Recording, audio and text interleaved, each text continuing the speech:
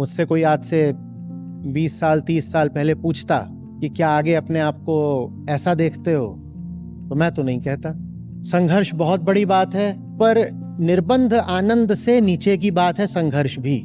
नदियां थोड़ी संघर्ष करती हैं, हवाएं थोड़ी संघर्ष करती हैं। प्रकृति में कुछ भी संघर्ष कर रहा है क्या? वहां तो सब कुछ सहज बह रहा है, मौज में है। मनुष्य को भी ऐसे ही होना चाहिए, सहज बहता हुआ।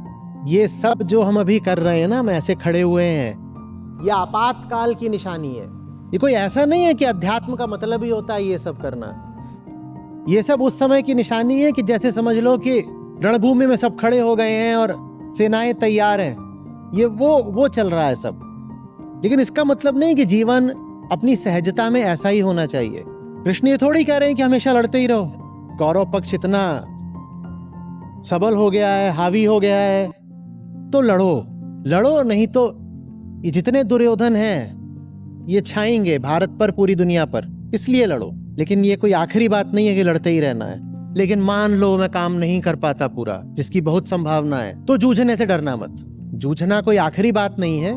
किसी को पाओ कि संघर्ष नहीं कर रहा, मस्त मौज में है, तो उसको नीचा मत मान लेना। ये कोई नीची बात नहीं होती। नदी किनारे आप चुपचाप बैठे हो, इसमें कोई नीची बात नहीं हो गई। लेकिन हाँ, पीछे गांव में आग लगी हुई है, तब आप नदी किनारे चुपचाप बैठे हो, तो ये नीची बात है। मैं चाहता हूँ गांव की आग को मैं बुझा दूं, ताकि सब लोग नदी किनारे चुपचाप शांत बैठ पाएं, किसी को संघर्ष ना करना पड़े। लेकिन आग जैसी है, जैसा मैं देख पा रहा हूँ, आग शायद इतनी आसानी से बुझेगी नहीं।